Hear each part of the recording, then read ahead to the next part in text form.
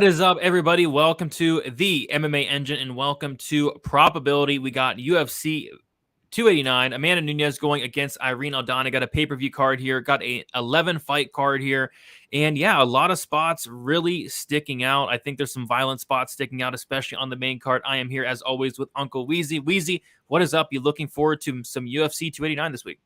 Definitely. I've been breaking down this card. I've been watching a bunch of tape. I'm looking at the numbers. Yeah, I hated last week's card from a gambling perspective, but there's definitely a lot more stuff sticking out on this one. So looking forward to chopping it up with you guys in the chat. And taking a data-driven look at all these time props available on my prop template. So let's stack them high this week because we got a little bit of ground to make up from last week, Brady. Boy, did the probability parlay fall apart like a Chinese motorcycle. Right about in the first one, there we had Arlovsky and Mays over 2.5. We saw Tontail Mays get a finish, and then the Caceres Pineda fight doesn't go to decision. Somehow didn't cash. Definitely wasn't our week, but it's all about how you handle the bounce backs. It's not where you start, it's how you finish, baby. And we're going to finish strong this week. Exactly. Yeah. Both those outcomes definitely did surprise me, but it's going to happen. This is MMA. We've seen much, much crazier things happen. But yes, let's get back on track. Let's hit that PP and let's hit some other bets as well. I do want to shout out the chat before we get started. We got Dixon in here. We got Victor DeJesus. We got Lou Betcha in the chat. We got Cole. We got Subhuman. We got Tommy Unders, PSSA, J Bone. What is up, everybody? Boofa on the beat as well. I see. If you guys could be sure to smash the like button. Also subscribe here to the MMA Engine. We go live every Monday for some probability. One of my favorite shows of the week. All right, Weezy. I say we just get right into it then. What do you say? Let's go, man. Let's go. There's already something sticking out on this first fight of the night. Is what's sticking out is I'm not going to be viewing this one? The overs are sticking out here. The Belbita Oliveira fight. Neither of these ladies are much of finishers, Brady. We definitely know that. And as we could see there on the sheet, in this area right here, this line number 19 on the spreadsheet is the combined UFC performances of these two ladies and how they compare for the fight doesn't go to decision, under 2.5, and everything across the line, right? Well, look here for the over 2.5. 6 out of 7 times, 85.71%. Same for fight goes to decision. 6 out of 7, 85.71%. So, and we're only paying 73.33% here for the over 2.5. So here's an interesting little piece of information. About 4.4%, Brady, of female fights in the women's strawweight division finish in the last 2.5 minutes of round 3 here. But yet we're only paying up there's only the difference between this implied probability for the fight goes to decision and the implied probability for the over 2.5 is 1.9%. So we're getting kind of a nice number here in terms of the over 2.5 and the fight goes to decision. We can pay just a little bit more here, only 2% more, and these fights only finish 4% of the time. So yeah, an 85.71% combined in 7 fights, over 2.5. And stylistically, I don't see Oliveira locking up a submission against Belbita. I don't really see Belbita getting a knockout here. So we did see Liana Jojua, though, get Belbita in an armbar. So that's the one thing we kind of got to worry about here a little bit. But definitely this is an interesting fight. And I'm looking at the over 2.5 as a parlay piece. I'm looking at the fight goes to decision as a potential parlay piece here. Yep, both make sense. The only problem is I'm just not betting on this fight, but it absolutely makes sense. I don't see Oliveira armbarring Belbita. I know Jojua did, and I guess the one thing I'd worry about is Oliveira has quit before, literally quit in a fight against Marina Rodriguez. But I guess Belbita's not Marina Rodriguez, so I mean that should be fine as well. So yeah, over seems pretty good. I don't really see a path for either fighter to finish here, to be honest. Minus 275 for that over. Fight doesn't go, or fight goes minus 250. There are pieces that I won't be touching, but I mean, if I need a parlay piece, I'll throw it in there, but I don't think I'm making any parlays this week. Yeah, I think it's a decent potential parlay piece for the PP this week because not only, we've always got to be a little bit, this is a trap that I fall into a lot on some of these pay-per-view cards, because we see so many damn cards in the apex where you got the closer, the smaller cage, and then you go into the pay-per-views, and some of those fights sneak over because it's in the bigger cage and because there's more room to move around. You know, there's a little bit less of an urgency to close the distance in that big cage. So we got to be careful. And in that, it is a big cage this week because it's a pay-per-view. So, you know, I think that this is a potential spot that we should talk about for the PP this week. Yeah, I'm picking so many decisions this week, which is unlike me. I think I'm picking 7 decisions and only 4 finishes, and 3 of the finishes on the main card. So I'm thinking a lot of decisions, especially early on in some of these prelims. Yeah, and this is one I think that definitely does. I think I like the stylistic read. I like that we've got a lot of green and some good advantages here in this spot here, and that we're not overpaying big time. This is just a little bit of vig in both these lines. A little less vig in the 2.5 here than there is in the fight goes. But that's why I think that this is the better parlay piece, the minus 275 for the over 2.5 here this week. I think that's the way I'm going to go. Yep, for sure. All right, Weezy, we'll move on to the next fight. We only have the over-under for this one. We don't have any other props out yet. We got David Dvorak going against Steve Erceg. The over 2.5 is minus 160. The under 2.5 is plus 130. And what sticks out to me is just both these guys are next level tough. David Dvorak, I don't believe he's ever been finished. Steve Erceg, I don't believe he's ever been finished. So I kind of see, you know, this fight going to decision. Minus 160 over 2.5 doesn't seem too terrible. It actually opened up minus 156, so it's moved like a little bit. But I would lean over on this one. Weezy, anything sticking out? Yeah, so we're only paying a little bit over 1.46% over the benchmark here. So we're paying 61% on the line. Benchmark is 60%. So it's a very reasonably priced line according to the benchmark. And we see that Dvorak has went over 2.5 rounds 4 out of 5 times in the UFC. And, you know, you can say that he didn't finish Bruno Silva. He didn't finish Jordan Espinoza. But also, more importantly, in my opinion, he didn't get finished by Mateus Nicolau, and he didn't get finished by Manel Kopp. And both of those guys are very good finishers. So I think that, you know, you're probably not going to see Dvorak get finished. You're probably not going to see Erceg get finished. So the minus 160s, it's priced fairly. 4 of Dvorak's 5 UFC fights have went over 2.5 rounds. The only one that didn't was the Ronderos fight, where we know that Ronderos was doing blow when he accepted the fight. So, you know, I mean, obviously super short notice fight for Ronderos, very undersized and underexperienced flyweight. You know, I mean, I'm surprised he got the call at all. I mean, it's not like the UFC knew that he was high on cocaine when they called him, but like still, he only had 4 professional fights. I mean, they must have been way down on the list of names to call to get that short notice replacement for Dvorak. But outside of that, you know, I don't really see him getting finishes necessarily at this level. He seems to be very comfortable feeling out his opponents, taking his time, finding his way into the fight. And Erceg, though, Erceg's dangerous, man. I liked watching the fight on this kid, man. He loves getting to people's backs. The fight at bantamweight that he had against Cody Haddon was an absolute war, back and forth.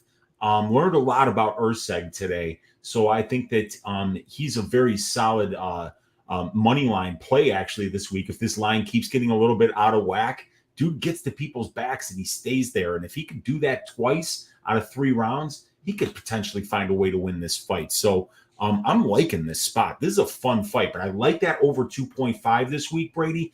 We only have a 5-fight sample size here in the UFC, but I think Erceg's a way higher level opponent than Ronderos is. And he got a little more notice, too, because I think Erceg's getting this on like at about 10 days notice. And he had another short notice opportunity against Clayton Carpenter just a couple of weeks ago, Brady. So he's been ready. He's been ready for this opportunity. So I like that over 2.5 at minus 160 this week. And that's a potential parlay piece too, because you're laying over 60% juice here, you know, so I think that that's a potential parlay piece as well. Yep, I would lean towards that over as well. And I know it's a prop show, but that Erceg money line has been smacked. It was plus 385 for a second. Now it's plus 235 on Bet Online. So, Oh, damn, I missed out. yeah, it got Damn. crushed, and rightfully so. I mean, I think Erceg's solid. Kind of a tough matchup for him on a short notice here, but I think he's a good fighter for sure. Very good fighter. I was really impressed by what I saw with him. Oh, I think this same. is going to be definitely a fun fight for sure. Yep, absolutely. All right, Weezy, we'll move on then to the next fight. We have Blake Builder going against Kyle Nelson. We got the over-under set at 2.5 rounds, the over 2.5 plus 130, the under 2.5 minus 160. The fight goes to decision plus 155. The fight doesn't go to decision is minus 190. Weezy, what is sticking out on this fight here? So we're getting some nice bargains on the overs here, right, Brady? 17% when we compare that 39% price tag at plus 155 to the 56% benchmark for the featherweight division. We have to also keep in mind this is a featherweight fight, and for some reason, featherweight fights finish about 6% less than bantamweight fights and lightweight fights. So sandwiched in between two divisions that finish right around 49, 50%, these guys are finishing at 43.7%. So it's always a little bit tricky to bet unders in featherweight fights for some reason. Now, I mean, of course, you're going to find some matchups that really do stick out. But here, you got a guy in Builder who's very durable. We've seen him come back from the dead a couple of times on the regional scene. And Kyle Nelson does hit very hard. But in Nelson, we've seen a guy in Nelson here that has been finished several times. So Nelson, times. Yeah, and his 5 professional losses has been finished 3 times, and he's been finished in 3 of his 4 UFC losses. So that's something we have to be very careful here. But Blake Builder with a 62% finish rate, but that's on the regional scene. I mean, a lot of guys have 100% finish rates on the regional scene, but Builder definitely did fight in CFFC, very good regional scene promotion. So we, that he was getting very good competition there. But it's severely underpriced here, and I find it curious, to be honest with you, Brady, because it's not like these guys are finishing at crazy rates. We have seen one of Kyle Nelson's fights finish in the last 2.5 minutes here, but if we look at this over 2.5 here, Brady, 4 of their 7 combined UFC fights have went over 2.5 rounds. That's 57%. We're only paying 43% on the over 2.5 here, underpriced by 17.7% according to the benchmark. And these guys are only going over 2.5 rounds at about 4% less than what the division does in a small sample size. So plus 130 over 2.5 rounds is a bet that I'm going to be taking a very long look at this week, Brady. Yeah, that's a shame. I really like violence here, but they're just I don't know what they're thinking here with this price tag. Like they're way overpricing it, and it makes no sense. You would think we'd get a better price tag because Kyle Nelson went the distance his last 2 fights, but not getting that at all. So I thought they might be a little bit but no, minus 190 for the fight doesn't go. And I told you last night, I lost money on the Kyle Nelson violence against Jai Herbert. Yep. I lost on the Kyle Nelson violence against Duho Choi.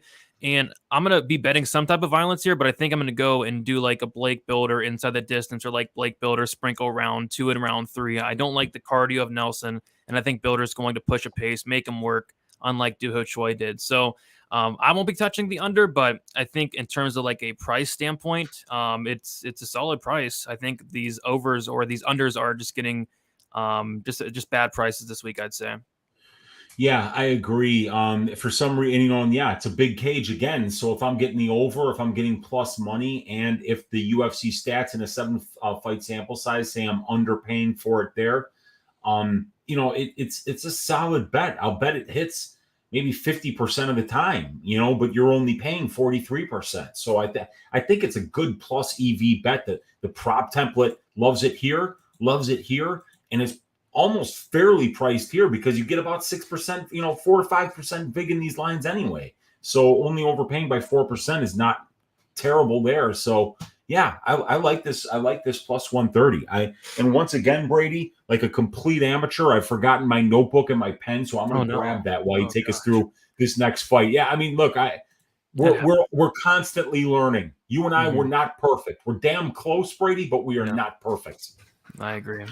All right, go get that notebook. All right, we'll keep moving on. Then we have Amin Zahabi going against Arichi Long. We got the over-under set at 2.5 rounds. The over 2.5 is minus 205. The under 2.5 is plus 165. The fight goes to decision minus 170. The fight doesn't go to decision is plus 140.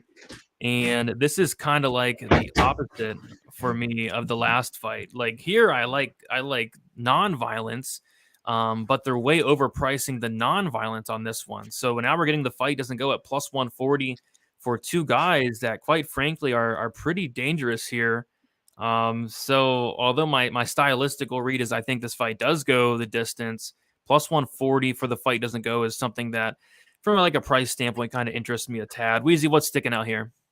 Yeah, it's an Ayman Zahabi fight, so it's really hard to know what to do. This guy really is very inactive in the cage, but at the same time, he can win moments in the grappling and in the striking exchanges. But Koleng is a he's shown to be a real gamer in the UFC. I mean, his debut against Jeff Molina was a great fight, really fun fight, and we saw a back and forth fight where he's been put in a few bad spots. He's absorbed big shots. He was in trouble against Perrin in the last 10 seconds of the third round, But at the same time, Koleng he's going to throw, dude. He's going to look to knock dudes out. He's going to look to finish, and he might push a pace here against Zahabi that winds up cashing and under. But, if Koleng doesn't push that pace, this fight probably just cruises over easily. And as you can see what we're overpaying here, Brady, by about 12% here, 9.73%. So definitely the books are shading it towards the over. They definitely think that this goes over way more times than it goes under. And we're overpaying based on the benchmarks, but we're not overpaying based on their UFC performance here in a 9-fight sample size, which is a decent sample size. It's not fantastic by any stretch of the imagination, but we're underpaying. And it likes the fight goes a lot more than it likes the over 2.5, just because neither one of these guys in 9 fights has finished in that last 2.5 minutes of round number 3. So minus 170 for the fight goes is something that the data kind of likes. I like it based on the fact that Ayman Zahabi is so unwilling to basically do anything at all in the cage. And if Koleng is not there to really push the pace against this dude, who does look to counter, who does look to counter wrestle, who does look to set up submissions, it could be an easy over here, but I'm not parlaying it at that price, dude, because it's Ayman Zahabi. I don't trust this dude as far as I can throw him.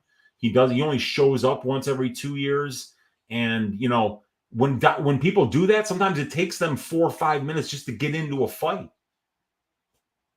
Yeah, it's bad, man. I mean, it's kind of a clash of styles here with Zahabi, who does nothing, and Arichi Long, who likes to go and get into these wars, into these brawls. So, yeah, my stylistical read is the over, but I don't really like the price tag on it for that fight goes. So I'm going to be passing on this one. If anything, it honestly would probably be like the under, because both guys are dangerous. And if Arichi Long does make this a war, could potentially go under, but nothing I'm really excited about playing here. We'll move on to the most juiced over on the entire card. We have Miranda Maverick going against Jasmine Jazz the Vicious. The over 2.5 minus 350. The under 2.5 plus 275.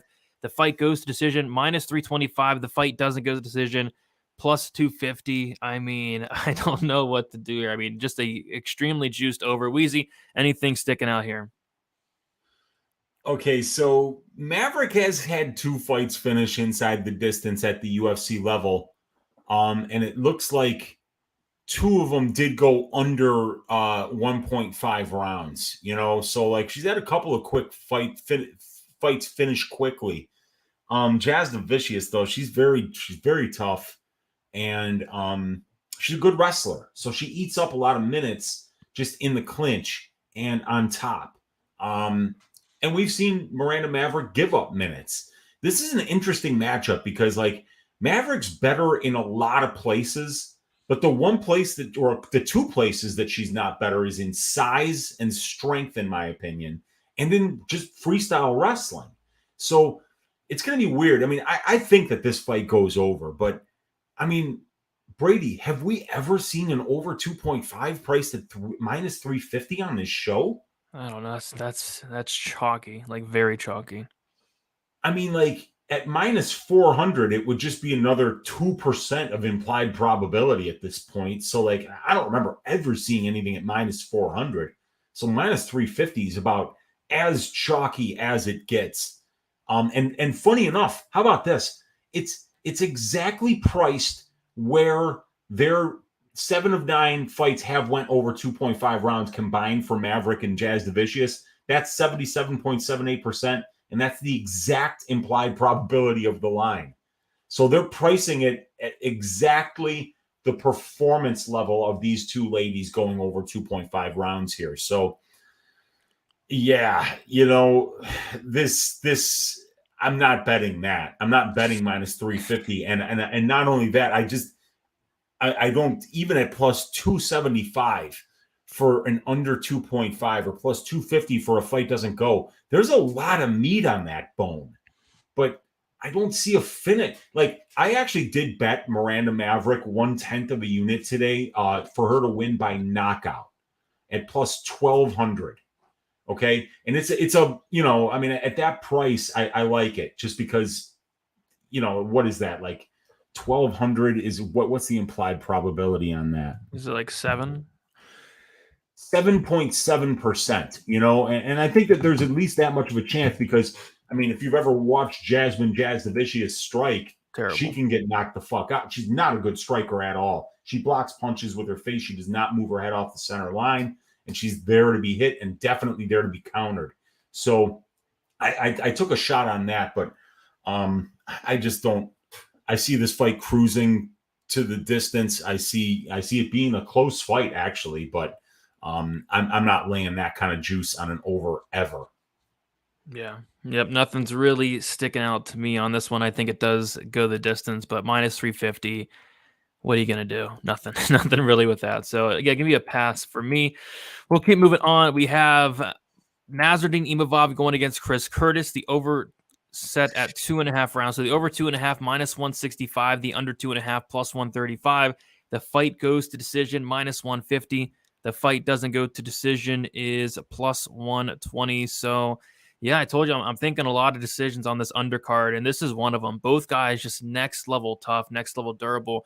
I think they have like almost 50 fights combined and only one knockout loss between the two, and it was Chris Curtis. So I don't really see a finish either side. I think this one cruises over, and at minus 165, I don't typically bet overs. I haven't bet one since the Marc-Andre Barriault, Julian Marquez fight, which at this point was so long ago.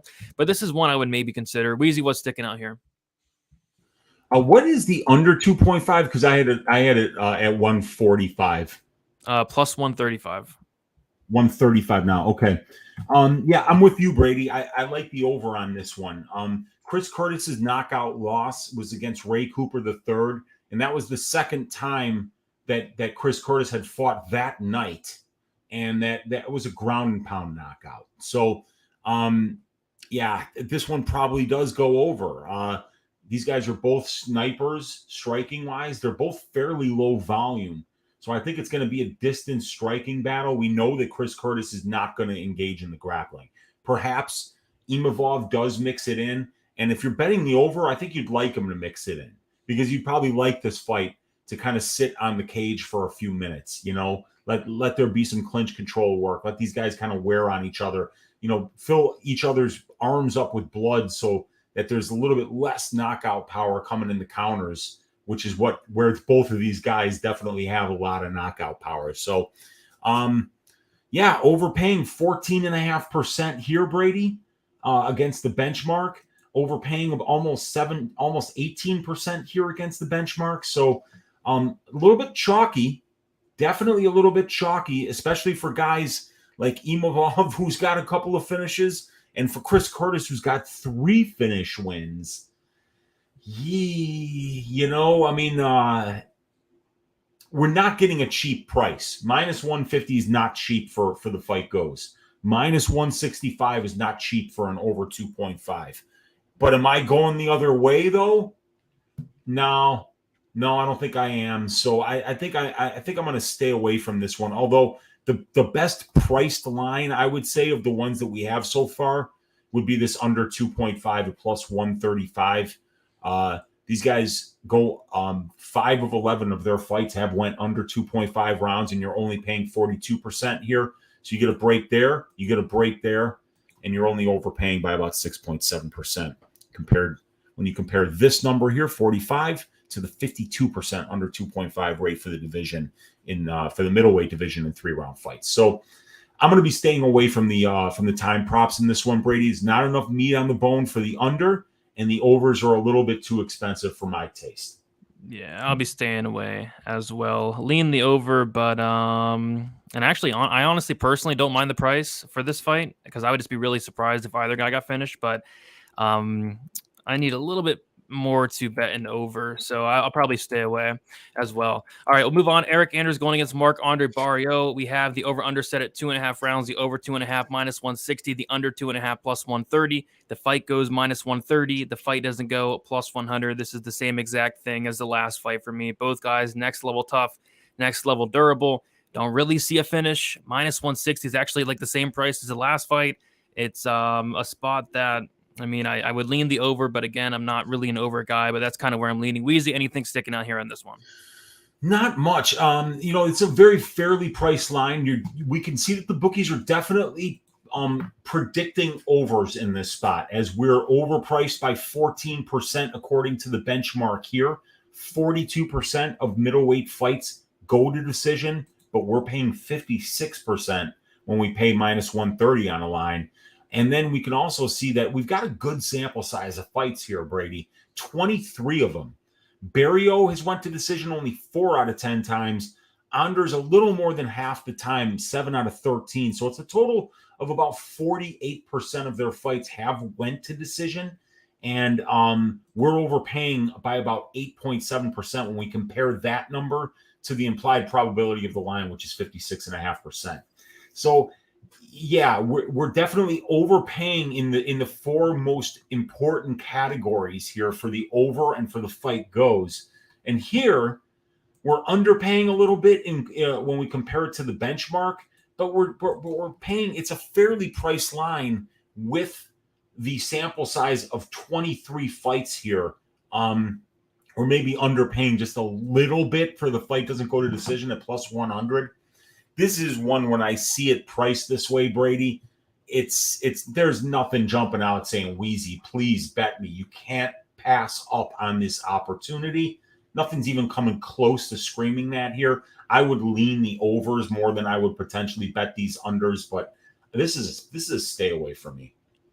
Yep, another stay away for me as well. Maybe we could find something here. I think actually that was kicking off the main card, believe it or not, which kind of surprises me that fight is on the main card. But the next fight, we got Dan Ige going against Nate Landwehr. So we have the over-under set at 2.5 rounds, the over 2.5, minus 125, the under 2.5, minus 105. The fight goes to decision plus 105. The fight doesn't go to decision is minus 135, and probably lean over again. There is a bet that I did like. It was Dan Ige by knockout at plus 255. It's now plus 175. And then also Dan Ige, the finish only. But I would probably lean over just because both these guys are super tough, especially Dan Ige. Like if a Nate Landwehr finish would just outright shock me.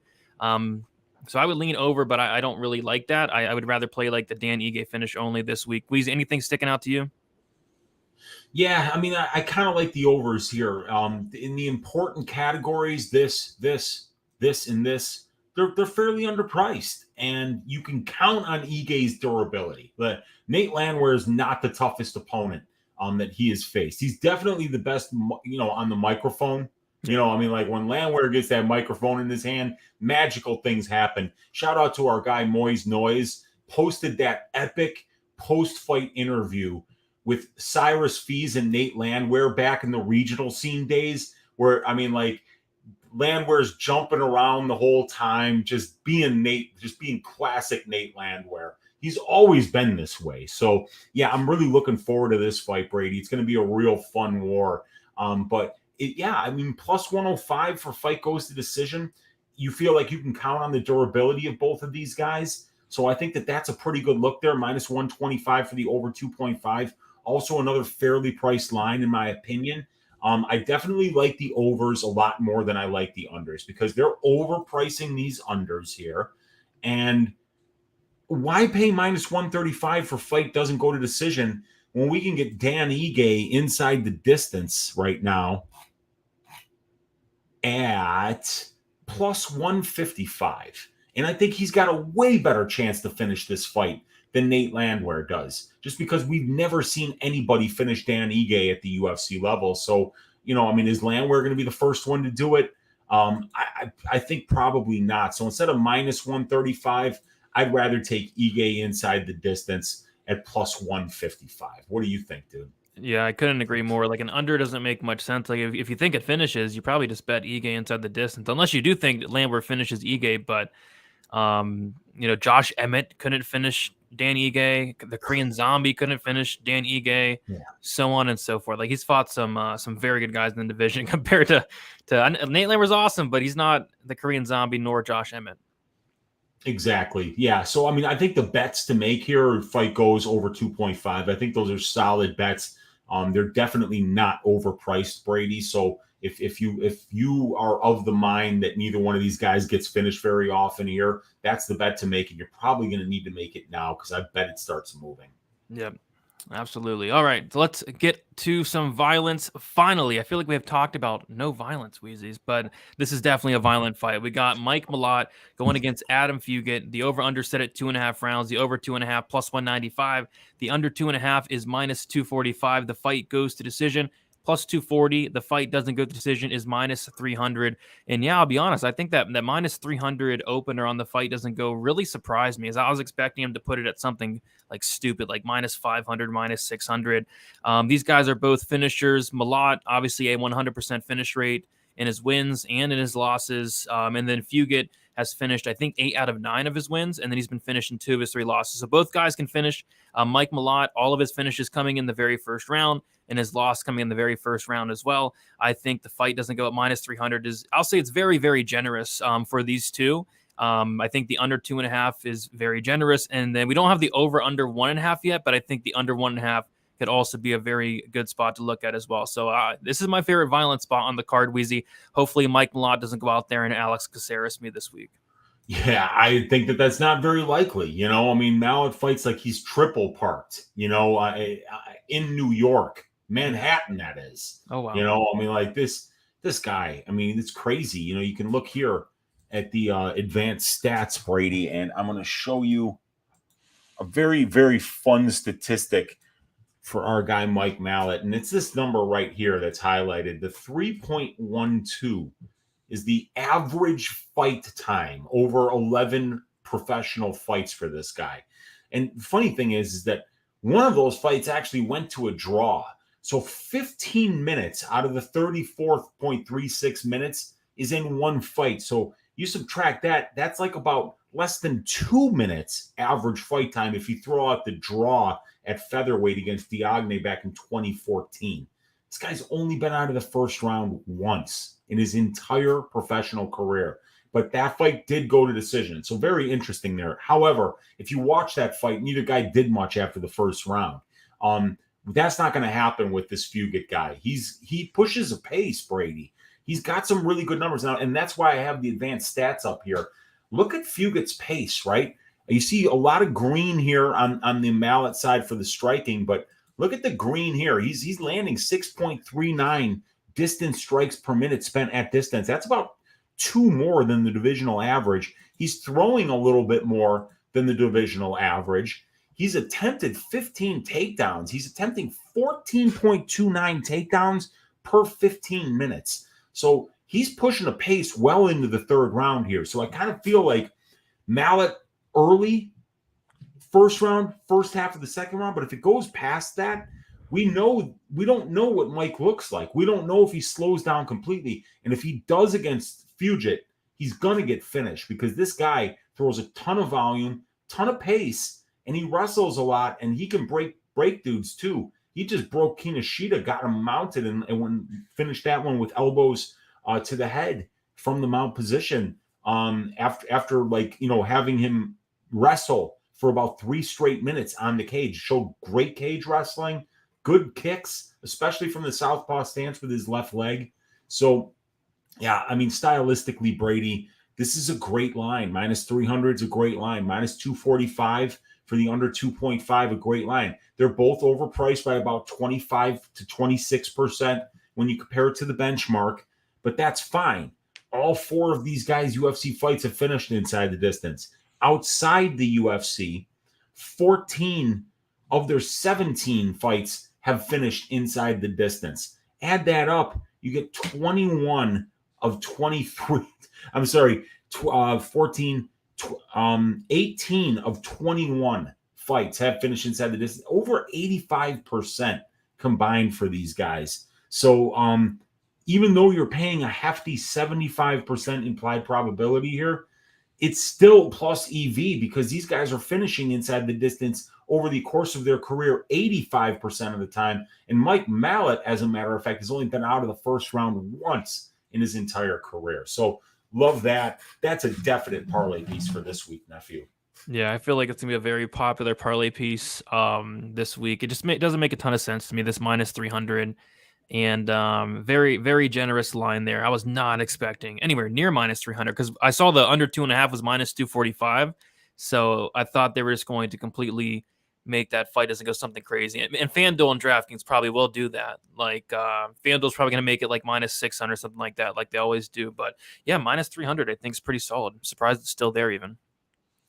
Yep, agreed. I think it's a great spot. Like I say, even if it does get out of the first round, Fugitt is not a guy that with only 1 round of cardio, so he should be able to finish if Malott predictably slowed down after round 1. So yeah, stylistically, I love it. The data loves it too, Brady.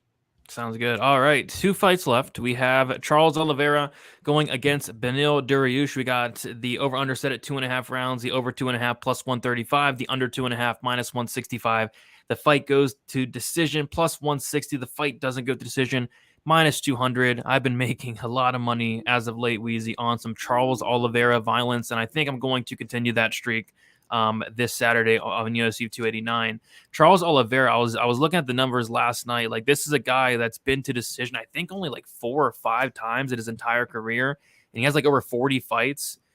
In the UFC, he's been over 2.5 rounds, I think only 3 or 4 times. Like, it's crazy, this guy, Charles Oliveira. Kill or be killed to a T. You take a look at Beneil Dariush. He's been finished in all 4 of his losses. I think that's huge. Charles Oliveira finished in 8 of his 9 losses. That is combined 12 out of 13 losses. So both these guys have shown a lot of durability issues.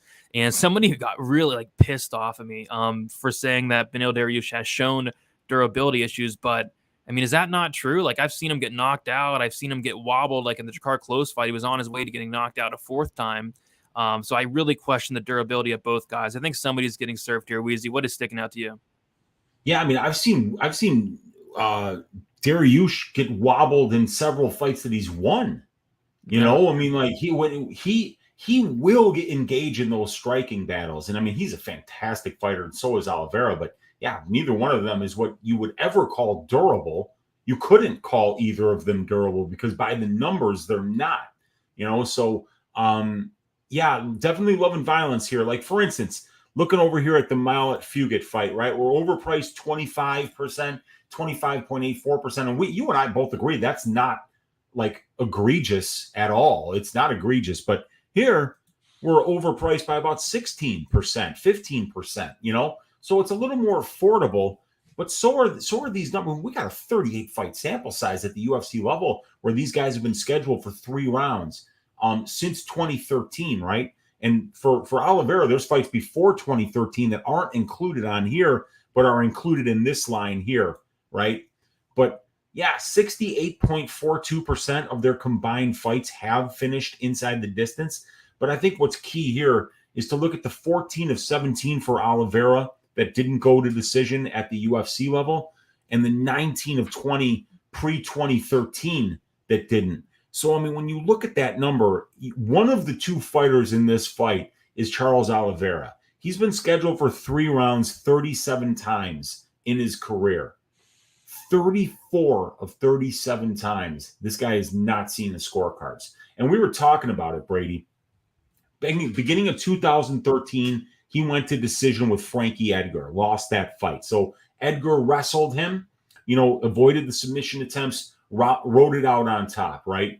The second time, one of the most perplexing overs to ever hit in the history of the UFC, this guy went to decision with Jeremy Stevens. The exact, like, if that were a fight that was, we would have broken down on probability. You and I would have been like, this is the max bet of the year. If it stays on the feet, Stevens is knocking this dude's head into the 14th row. If it goes to the ground, Stevens' submission defense is not good. He's going to get submitted. Somehow that fight went to decision. Makes no sense. Yeah, and then like 10 years later almost, he goes to decision with Tony Ferguson after having his arm bent severely the wrong way in the first round. And Ferguson just kind of showed trademark toughness and grit and durability like he has his entire career and gutted that fight out. But those are the only 3 times that we've seen Charles Oliveira go to decision in the UFC. Now, I think the one that did go to decision, though, the Frankie Edgar fight, God damn, if that isn't kind of like a similar matchup here as to where, you would see maybe Beneil Dariush say, I don't like this guy's pressure on the feet, so I'd rather take him down and deal with the submission attacks because I'm a black belt myself. Beneil Dariush is also a world-class grappler. So maybe the easiest way for him to win this fight is to, do what he did against Tony Ferguson and just kind of take the dude down and hold him down and win the minutes with the grappling. But it's going to be very dangerous against a submission grappler, the level of Charles Oliveira. And we know that Oliveira is a big-time pressure fighter while the fight is on the feet. And if it stays on the feet for a long period of time, I do really think that somebody gets knocked out. Absolutely. My worry is that it goes to the ground and neither one of these guys is good enough to submit the other because they're both so high level. But we'll see. It's the best fight on the card. And if you're asking me what the data likes better, dude, if we got a 38 fight sample size, it's these 4 numbers here, Brady, that mean the most. Because in a 38 fight sample size, I just want to know how these guys combined performances match up against the implied probability of the line and how much over they're going compared to the divisional benchmarks. And they're 18% above the fight doesn't go to decision benchmark. They're 19.3% in their combined performances over the under 2.5 benchmark. And both of these are underpriced according to their performances, according to the line. So minus 165 for the under 2.5, minus 200 for the fight doesn't go. The prop template loves them both. It loves the under 2.5 just a little bit more, though. Yep, sounds good to me. I like it. I think, again, just like the Malott, I think it's a very, very generous line for a Charles Oliveira fight for sure. All right, now let's get into the main event. Before we do so, if you guys can, smash the like button, subscribe here to the MMA Engine. We do appreciate that a ton. Losing me getting out some content later in the week. Monk getting out some content as well. Should be sure to subscribe so you don't miss out on all of that. But we have Amanda Nunes, Irene Aldana, the over-under set at 2.5 rounds, the over 2.5 minus 115, the under 2.5 minus 115. The fight goes plus 200. The fight doesn't go minus 260. Definitely a little bit pricey. I lean violence, but I don't know if I like that minus 260 there. Weezy, what is sticking out to you on this one? Yeah, so it does look a little bit overpriced here on the fight doesn't go to decision, Brady, like you mentioned. 72% implied probability. About 71%, though, of 5-round bantamweight fights in the women's division have finished inside the distance. So that's fairly priced there. However, Amanda Nunes has been to decision 4 times, out of 11 in 5-round fights. And for Irene, her fight finished inside the distance. And I believe it finished in round 1, actually. Or no, I'm sorry, it went to decision. So 7 of their 12 5-round fights have finished inside the distance. That's 58%. So you're overpaying by about 14% when you compare that 12 fight sample size here to this 72% bench, or I'm sorry, yeah, to the 72% implied probability of the line. So at fight goes to decision at plus 200, it looks to be a little bit more fairly priced when you compare it to the fighter performances.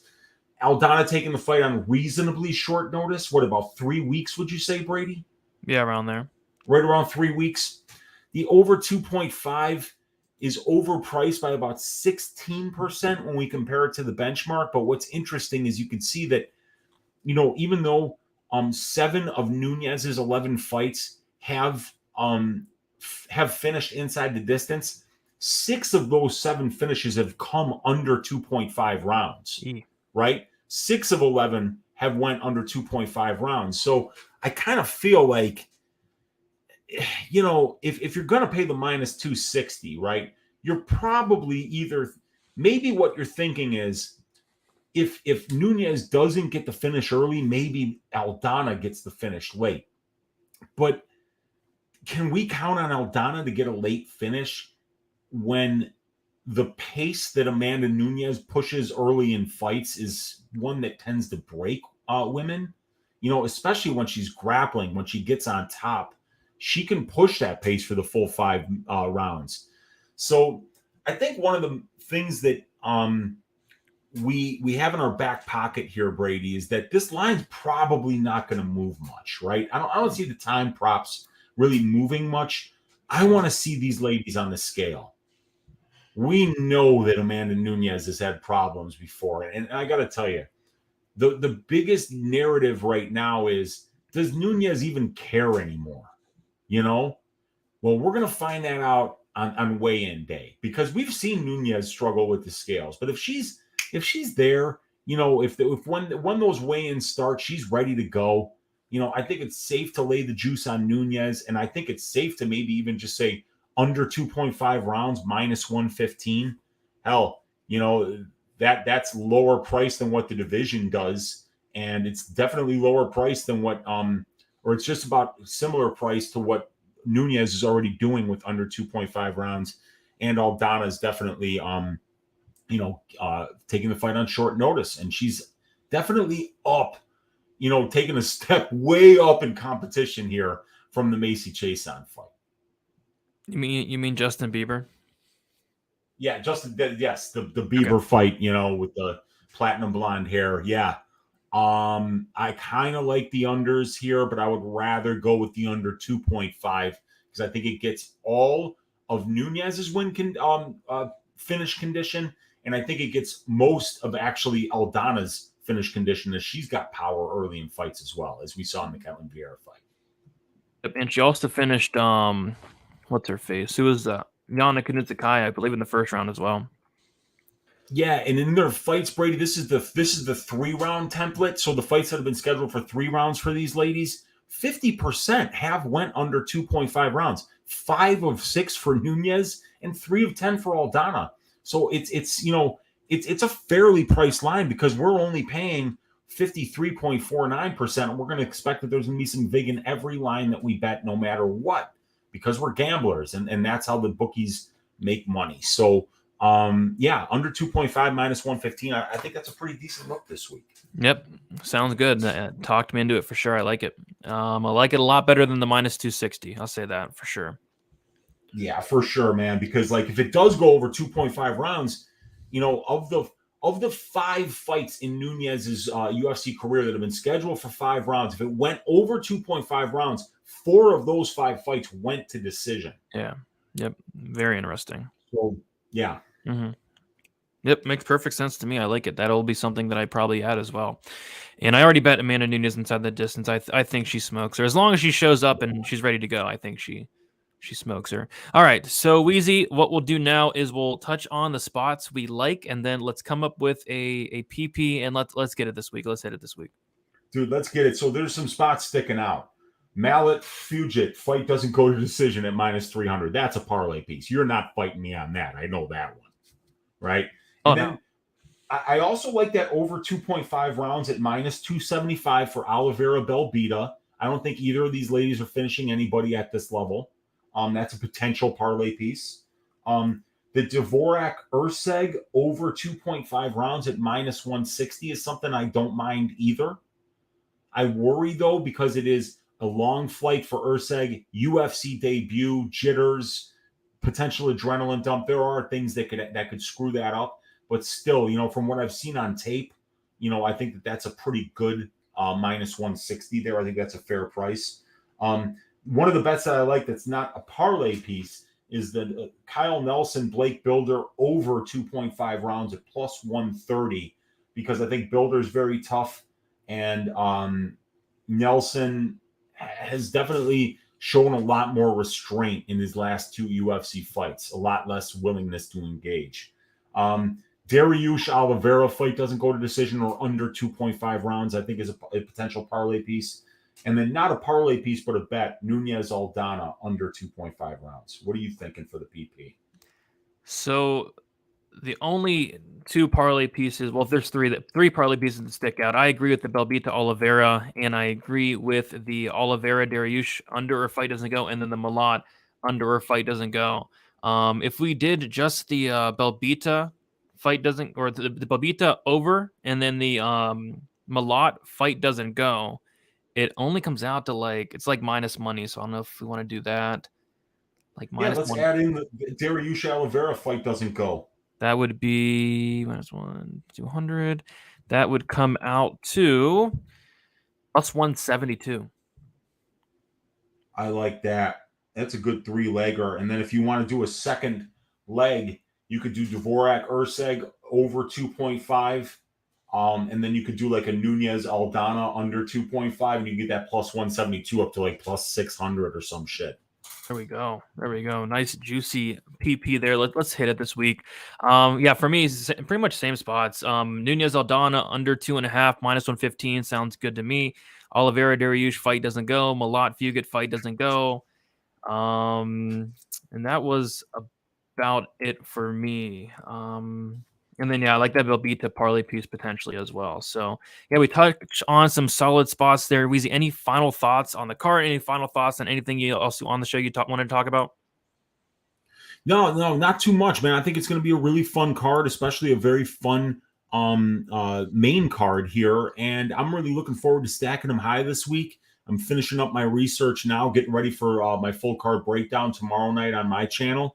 And really looking forward to these fights. But always be careful about the violent spots, just because it is the big cage. But I mean, man, it's hard to picture those 2 fights back to back, the Malott Fugitt fight and then the Oliveira Dariush fight finishing inside the distance, or going to the scorecards, I should say.